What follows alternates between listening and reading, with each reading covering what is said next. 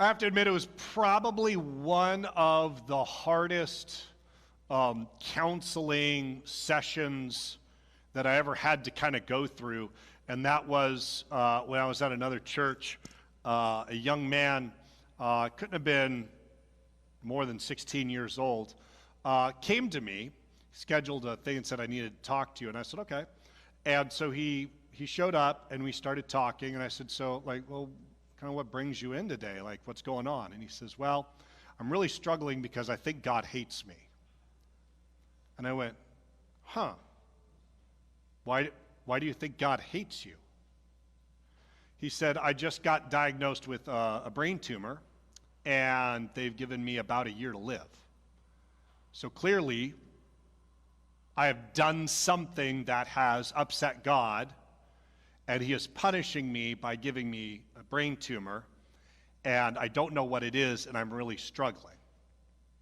Now, I think most of you would kind of have an idea of how to respond to something like that, which is that God doesn't do that very frequently, where there's a one-to-one correlation between the sin we have in our life and some of the stuff that we have. Oftentimes, he just simply lets natural consequences take their course. In this particular instance, this was more of an issue of the evil and the sin that's in this world is sometimes so difficult to deal with, and the way it rears its ugly head causes us to question the goodness and the graciousness of God. But we have to answer the question, is there times that God gets angry? And are there times that God gets angry with us? And if God gets angry with us, is it justified? Do we deserve it?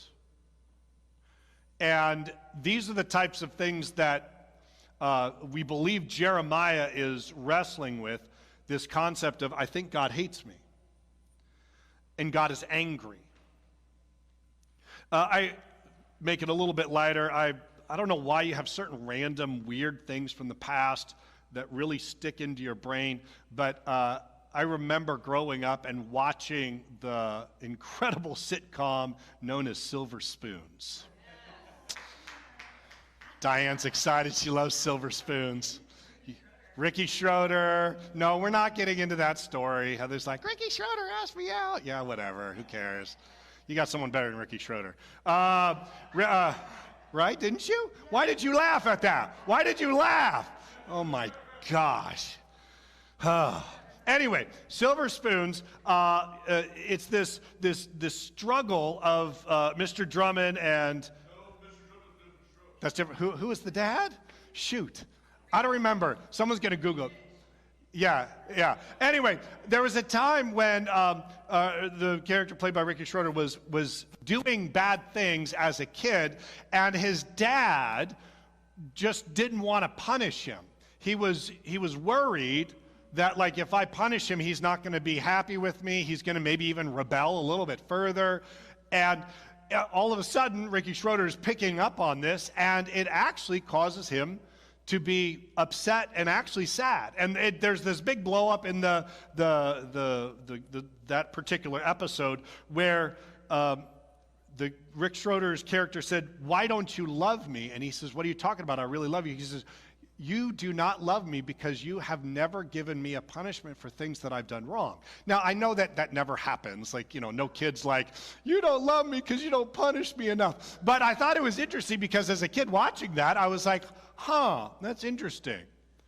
If God never gets angry, how much does he then love me?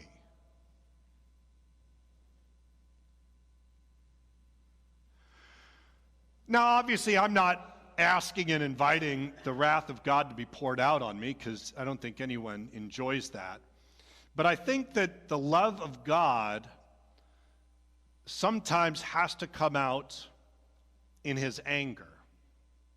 That sometimes the stuff that we're doing and the way that we're living is going to be so offensive that God's going to have to do something about it. And I think God getting angry, there's purposes, right? There's purposes for God's anger. I mean, one of the biggest purposes of God's anger is to wake us up and to help us see that maybe the things that we are doing or the path that we are on is not a good path. Another reason might be we might have built up so much ego or pride or sin in our life that we have just become almost unrecognizable as a child of God. And God has to come in a very serious way and with his anger peel back all of the garbage and the junk that's happened in our life. And it hurts. It's painful. One of the greatest examples that I know in the literary works is in the book The Voyage of the Dawn Treader by C.S. Lewis. It features this kid named Eustace Clarence Scrubbs. And opening line is good. His name was Eustace Clarence Scrubbs, and he almost deserved it, having that name be his life. But Eustace ended up there doing this voyage. They're trying to sail to the end of the world, and they're on this boat called the Dawn Treader. And as he's going there, Eustace ends up finding some gold. And he ends up in this cave, and he's amazed at this mounds and mounds of gold inside this cave. And he just feeds his greed and his ego. He starts feeding how angry he is at all of his other friends that are on there, and he finds out they're not my friends, and they hate me, and he's just getting worse and worse. And he wakes up, and he finds that he has been transformed and transfigured into a giant, mighty dragon. And he's having a problem because he had put on this bracelet, this gold bracelet on his arm, and now his arm is massive and it's hurting and it's painful, and he doesn't like this, and he realizes now I'm going to be no longer allowed to be with my friends, and he starts realizing that how he is not good. And then he ends up encountering the Jesus figure in that book. His name is Aslan. He is a lion. And Aslan says it's time for you to get rid of your exterior, get rid of your sin, your greed, your arrogance, your anger. And so Eustace starts, scratching at his skin like some reptile. And as he does, he looks down and he sees this mound of scales and flesh. And he's like, oh, I did it. But he looks down in the water and he sees he's really only shed like one layer. And then he starts scratching again. He does it again, gets another one a little bit thicker. And that one hurt a little bit more as he's digging in this. And finally he realizes there's nothing he can do to shed his nasty exterior. And that's when Aslan says, I will do it for you. And the way it's written is Aslan pulls out his claws and he plunges it deep into that thick, nasty skin.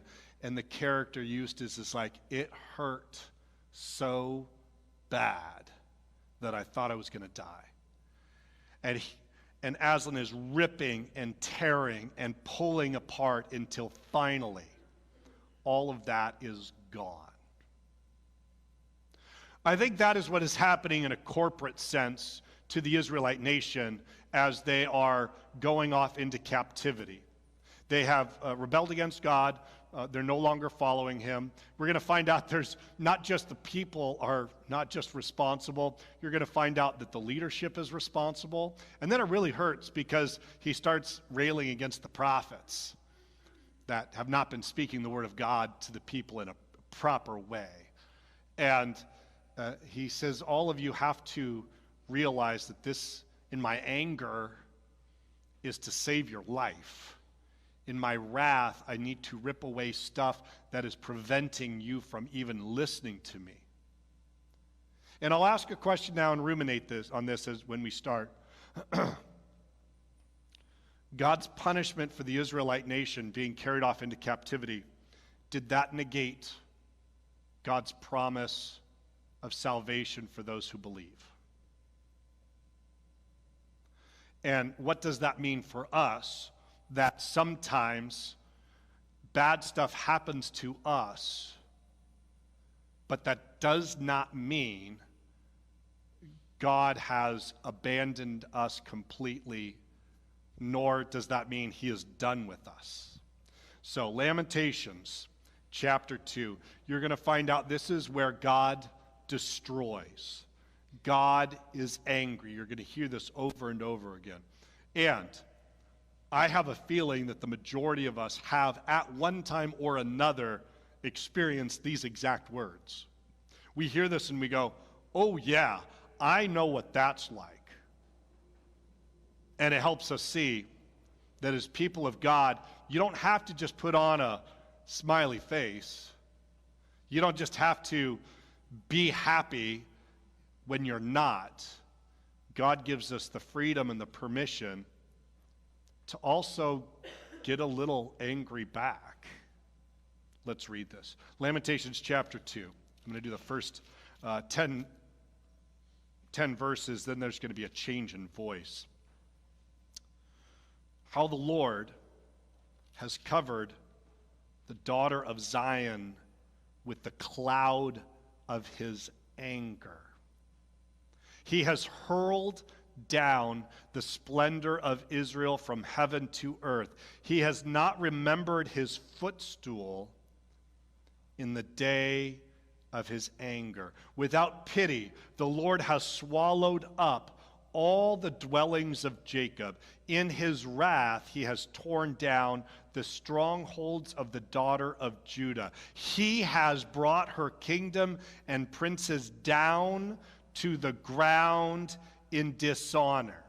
In fierce anger, he has cut off every horn, which is symbolic of power, anything powerful of Israel. He has withdrawn his right hand of protection at the approach of the enemy. He has burned in Jacob like a flaming fire that consumes everything around it.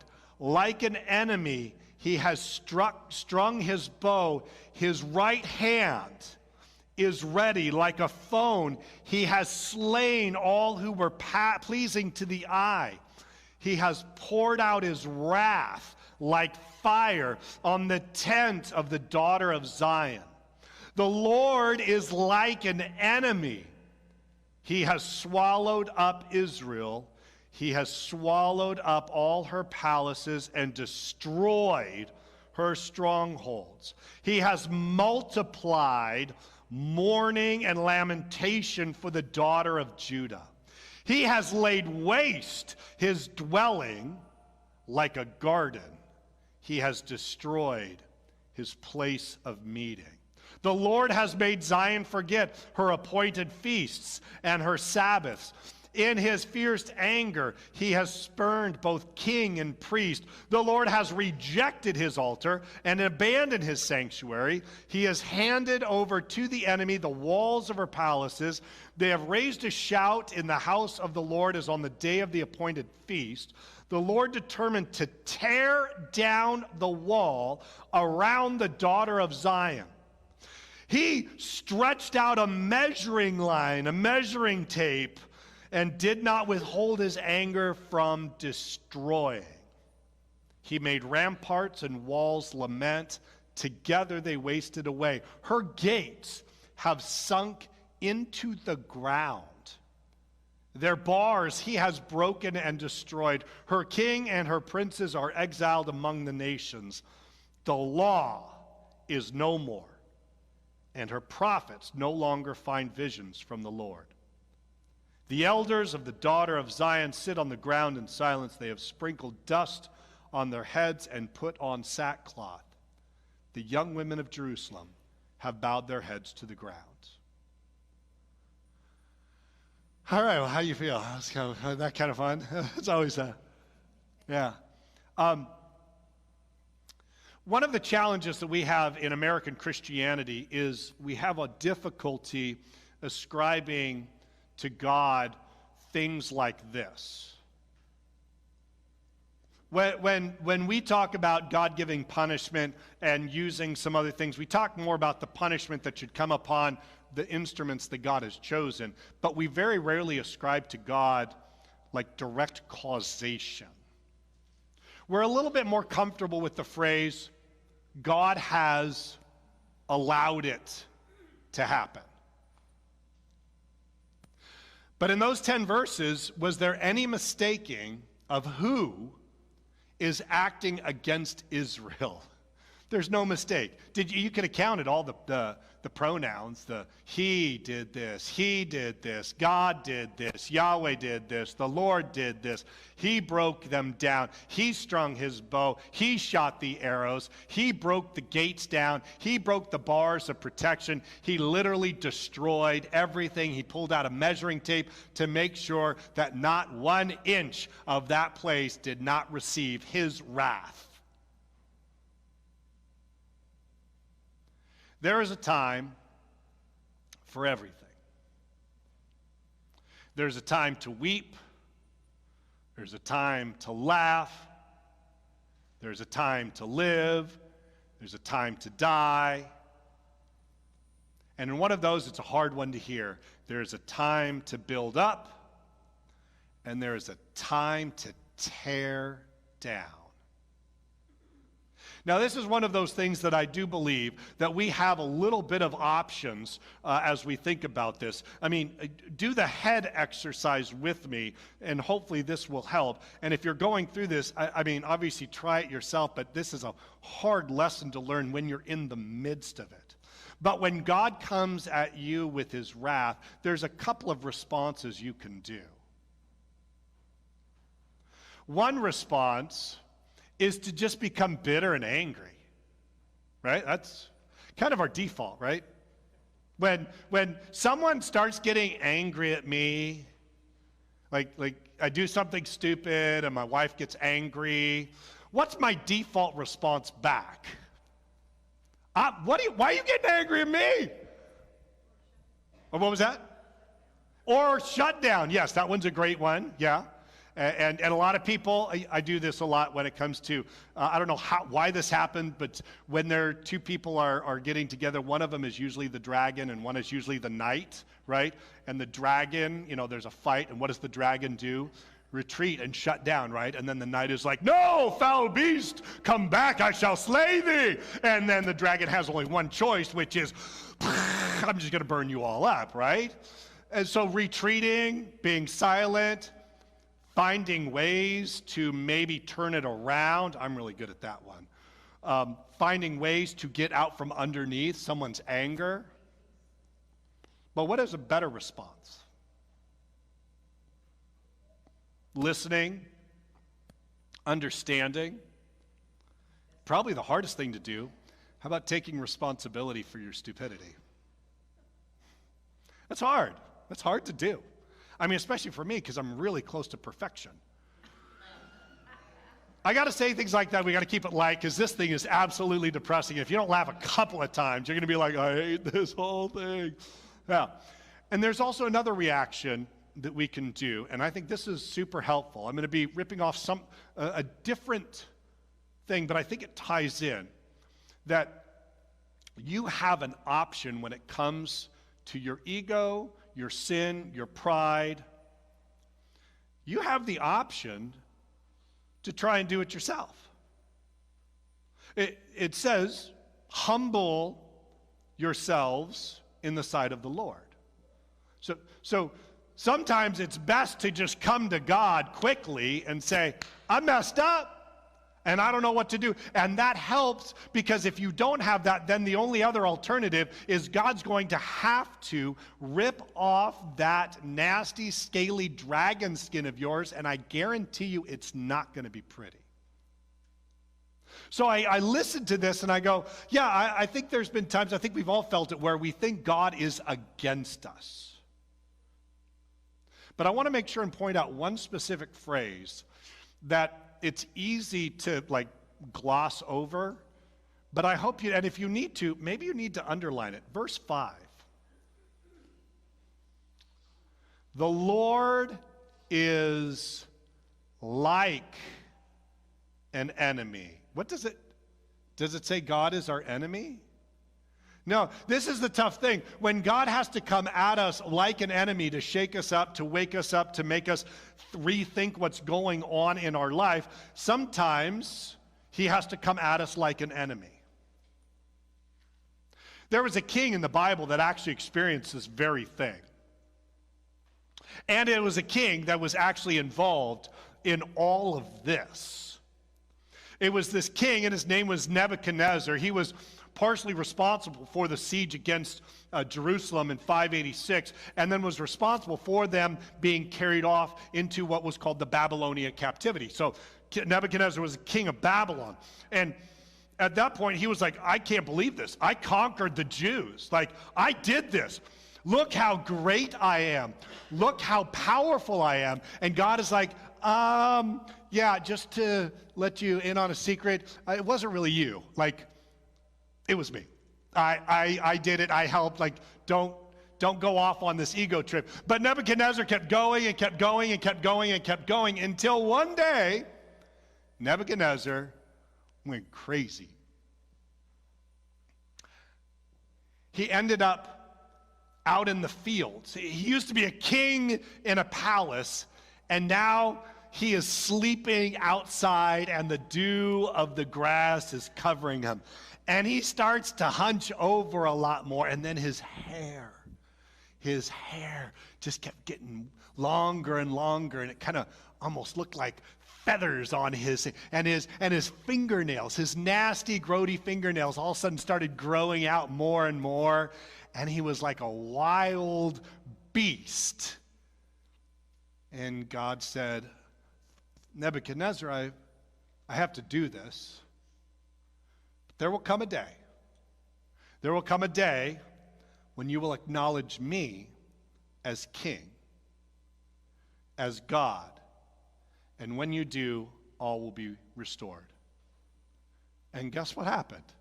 It's one of those crazy stories because you would think, a stubborn, strong king is not going to repent, but he does. Which is also what then happens to the Israelite nation. As they're in captivity, it took them 70 years to go, maybe what we should do is just simply acknowledge our sin, and then God will restore us. And that was the promise that was made to all of them. So again, if you are in the middle of a real difficult time, it's hard to do it when you're in the midst of the pain. But if you ever get to the point in the feeling that maybe you think God has abandoned you, or God has left you, or God is against you, or God is like an enemy to you, instead of screaming and yelling back, which you will, instead of shaking your fist into the heavens, which you will, we stop and we say, all right, God, what do I need to learn from this today? God is this instrument. Now, God is doing all of this, and then you get verses 11 through 19. We now get it almost back again to this depression. You see almost these stages of grief that the nation as a whole is going through. They're sad, they end up getting depressed, and now sometimes they're angry. They often did a lot of denial. Here now is this change from God's doing this, God's doing this, to verse 11, my eyes fail from weeping. I mean, have your eyes ever hurt so much because of the crying that you did? Like you can't even see anymore. You've rubbed them so many times, I can't even see anymore. That's how much I've cried. I am in torment within. My heart is poured out on the ground because my people are destroyed, because children and infants faint in the streets of the city. They say to their mothers, where is bread and wine? As they faint like wounded men in the streets of the city, as their lives ebb away in their mothers' arms. What can I say for you? With what can I compare you, O daughter of Jerusalem? To what can I liken you, that I may comfort you, O virgin daughter of Zion? Your wound is as deep as the sea. Who can heal you? And now they start doing some reflection. Go ahead. What? Yeah, so that's just one of the phrases that Jerusalem is the daughter of Zion. It is the preferred. It's the daughter of the Lord. It's Yeah, it's not actually, there's an interesting thing, but I won't get into the Hebrew on it, but yeah, you're the daughter of the Lord. The city was always likened as a female. So this is, if you remember last week, it was all female language, yeah. And so the city always is referred to as the daughter, yeah. And, God's love for the daughter, and again, God's love for the son, so to speak, and daughter, but that's, yeah. It's, as they're weeping, as they're struggling, as they're suffering, now there comes a time when there's this reckoning of what happened. And here's one of the problems. The visions of your prophets were false and worthless. They did not expose your sin to ward off your capacity. The oracles they gave you were false and misleading. Okay, so that doesn't really apply to any of you, I think. That's a passage for me. It's a great reminder. Are there times that I've got to tell you of your vast sinfulness? And who here enjoys it when I do that? Anyone enjoy that, right? Let me tell you, there is a constant, I'm looking forward to Easter, because let me tell you, Easter, we're going to be out of Lamentations, and it's going to be wonderful, and I'm going to tell you that Jesus rose from the dead and forgives you all your sin, and it's going to be the greatest day in history, and you'll all be clapping and happy. But then there's also times that I've got to tell you that it was your sin that put Jesus on the cross. It was your sin that caused him to lose his life. It was your sin that brought about Good Friday. And if you never hear that you are a sinner, have I done you any favors? No. Again, I joke about it a lot, but I'm serious now. I read stuff like this and I think more about myself than I do about you. That the easy thing that we tend to do is focus on how good we are, how right we are, and we love to talk about our relationship with God, but we hate to talk about the dark side. We hate to talk about the sin. We hate to talk about that monster that is deep inside our soul and is waiting to come out at a moment's notice, and often does in our everyday activities. And we don't want to talk about that, because if we talk about that, then we have to talk about God's anger. God's anger at saying, I don't like this about you. I don't like what's happening to you. I don't like the direction you're going. I don't like the hubris that you have. I don't like the pride that is in your heart, and now it is coming out in these massive scales that is just taking over in this knobby skin. And we don't like to talk about that, but we have to. It's one of the foundational principles of Christianity, that the place we start is that we are sinners. And I know we always love to talk about good old Adam and Eve, and it's their fault, and yes, it was. But I always loved how, I think it was my seminary professor who put it this way, that there's Adam and Eve at the crossroads of essentially eternity, and what they are about to do is going to have grand effects, not just for their lives, but literally for all mankind. And it's as if Adam and Eve looked down all of creation and looked at you and looked at me and everyone around and said, what do you think? Should we eat the fruit? And all of us in unison cried out, yes, eat it. That's not far from the truth. That's who we are. And as a pastor, I sometimes need to point out our sin. It's serious. It's not something to be trifled with. But before you start to despair, there's something stronger, better, greater, more powerful than every sin we've committed, and that is God's grace.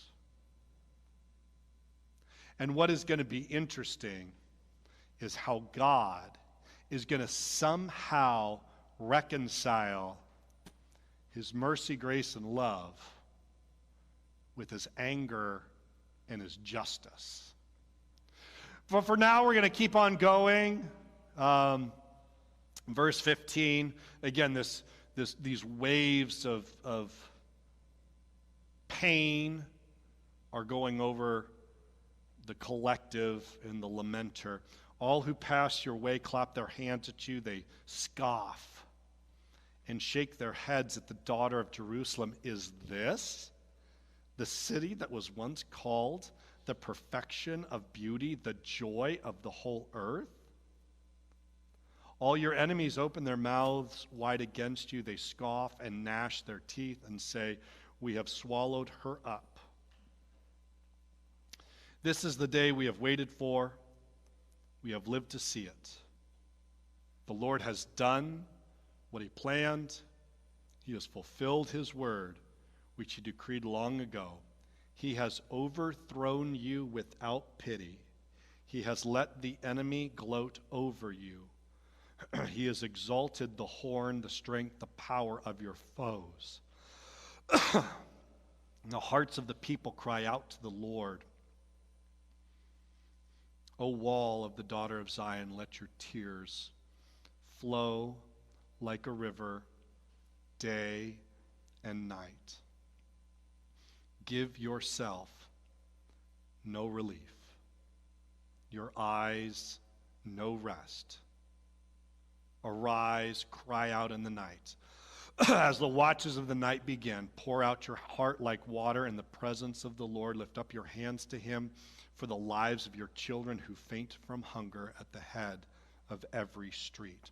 This reflection that the lamenter is going through is helping him understand one really important truth.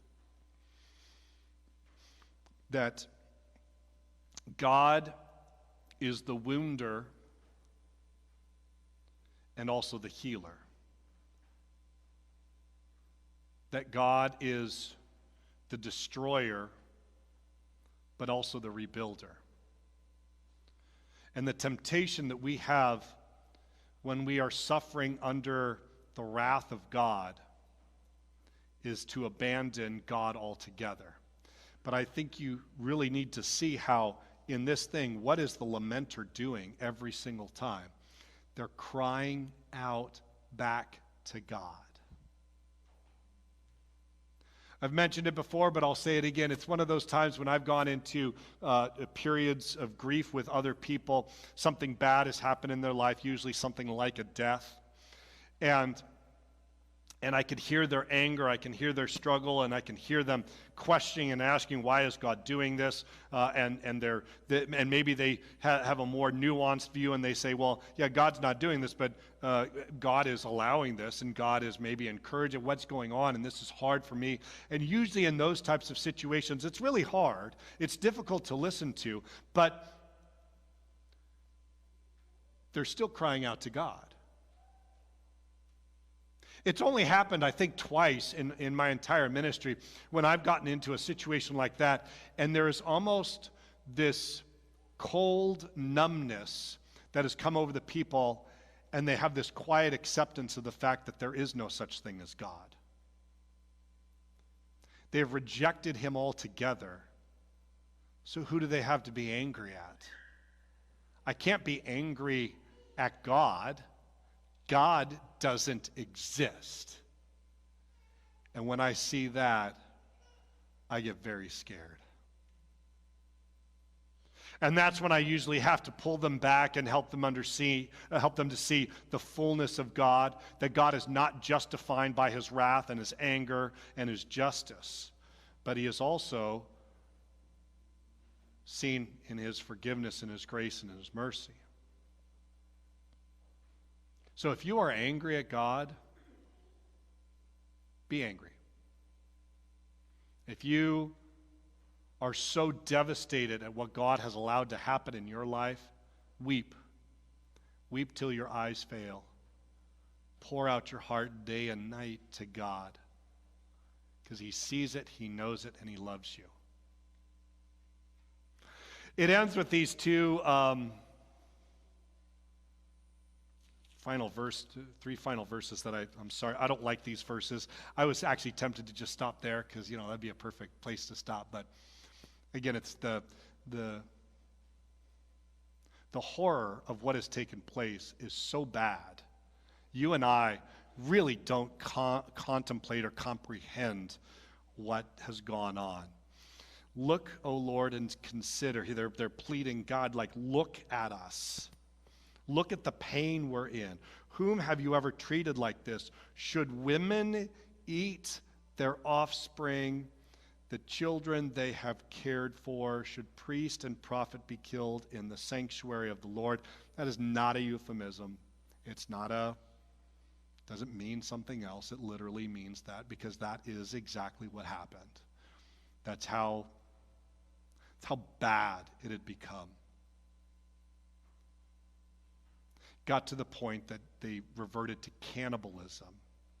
They actually asked judges to adjudicate, even though they're under siege, judges to adjudicate.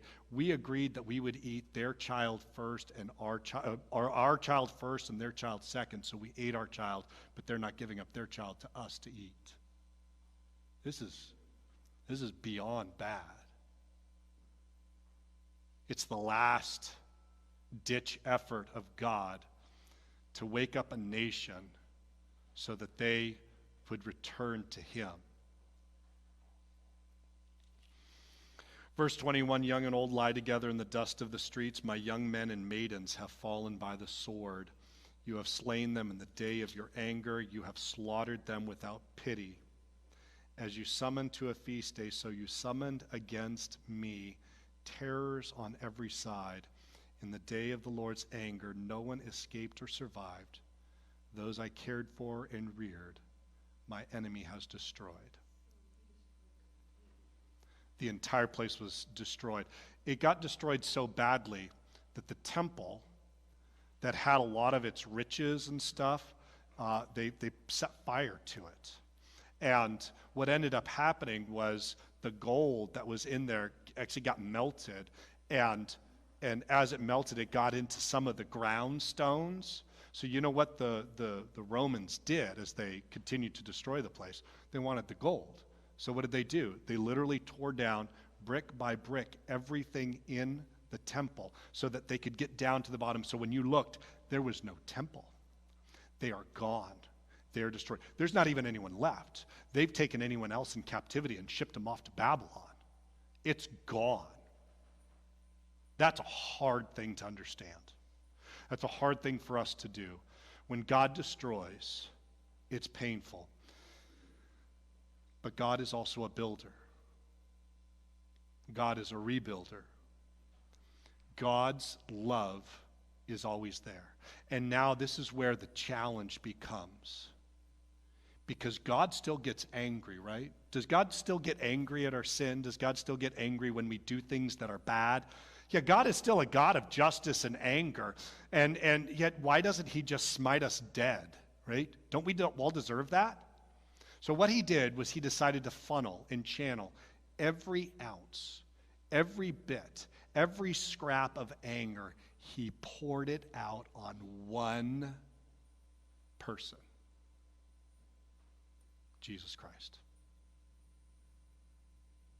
And the fact that Jesus, having the heaps and the sins of all the world, and God looking at this world that he loves, he's like, but how can I love it? They do everything wrong. And so Jesus becomes the person that stands in our place, and everything that should have come to us, God with laser precision laid it all on Jesus. So when you hear Jesus say things like, my God, why have you forsaken me? You kind of understand it a little bit more.